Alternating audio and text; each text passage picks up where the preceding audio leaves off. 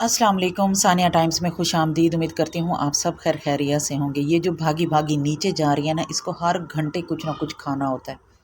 हर घंटे में ये कुछ ना कुछ खाती है। कभी ये कहती है मैं फ्रिज में पड़े हुए कबाब बना लूँ, कभी ये कहती है मैं चिप्स बना लूँ, कभी ये कहती है कि मैं पॉपकॉर्न बना लूँ, और कभी ये कहती है मुझे नूडल्स चाहिए। मैं कहती हूँ हर घंटे बाद, डेढ़ घंटे बाद इसकी कोई ना कोई फ़रमाइश होती है कि मैंने कुछ ना कुछ खाना है। बिल आखिर इसकी अब भी कोई ना कोई फ़रमाइश ऐसी थी कि मुझे, हाँ, कह रही थी कि मुझे नूडल्स खाने हैं। मैं मना कर रही थी कि नहीं, नूडल्स नहीं खाने। तो फिर मैंने इसे कहा कि चलो मैं तुम्हें चिप्स बना देती हूँ।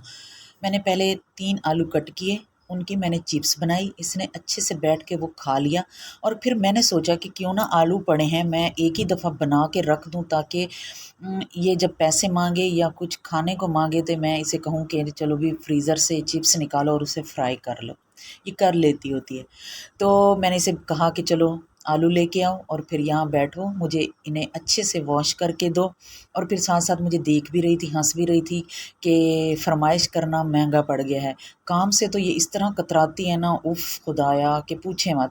अच्छा जी, आलू धुल गए और फिर मैंने अपने हस्बैंड से कहा कि ये काम है आपका, फटाफट आप ना मुझे आलू साथ मिल के छील लेते हैं और फिर आप मुझे इसकी चिप्स बना कर दें, क्योंकि ये जो मशीन है ये मुझसे नहीं चलती।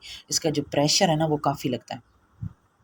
तो जी यहाँ पे फिर से हमने बैठकर आलू छील लिए। और इससे क्या होता है कि जो बच्चे हैं, बाहर की जो फ्रोज़न चिप्स होती है उससे बेहतर है कि घर में ही बना के रख दें।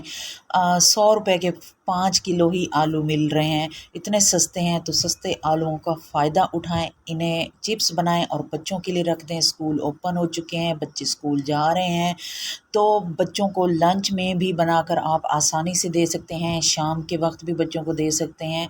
घर में कोई मेहमान आ गया है, चाय के साथ, इमरजेंसी में कोई मेहमान आ गया है तो बंदा चाय के साथ भी दे देता है। तो जी यहाँ पे चिप्स कट के रेडी हो चुकी है। अब इसे मैंने वॉश कर लेना है। जो टूटी से पानी आ रहा है ये ठंडा पानी है, टैंकी वाला, क्योंकि मौसम आजकल बहुत अच्छा है, ठंडा पानी है।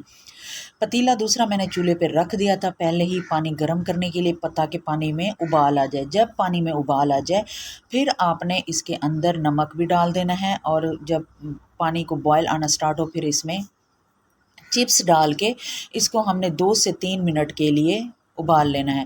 आप जो घर में अगर थोड़ी-सी बना रहे हैं तो उसको 3 से 4 मिनट काफ़ी होंगे। अगर ज़्यादा मिकदार में बना रहे हैं, मैंने यहाँ पे क्या किया था कि मैंने सारी एक साथ ही डाल दी थी, जो कि मुझे काफ़ी टाइम लग गया और मुझे मसला हुआ इसे उबालने में।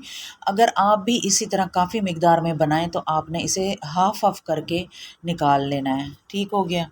और फिर जी इसको हमने निकाल लिया है और इसे फैला देंगे और ऊपर से टॉवल भी इसके मारेंगे, ताकि ये जल्दी जल्दी सूख जाए और इसे जल्दी जल्दी हवा लग जाए।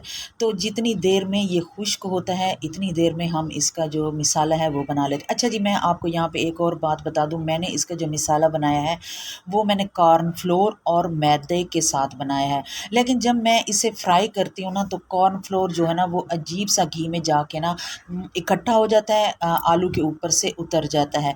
तो फिर मैंने अब सोचा है कि इसमें अगर कॉर्नफ्लोर की बजाय बेसन हो तो वो ज़्यादा सही रहेगा, या अकेला बेसन हो तो वो ज़्यादा सही रहेगा।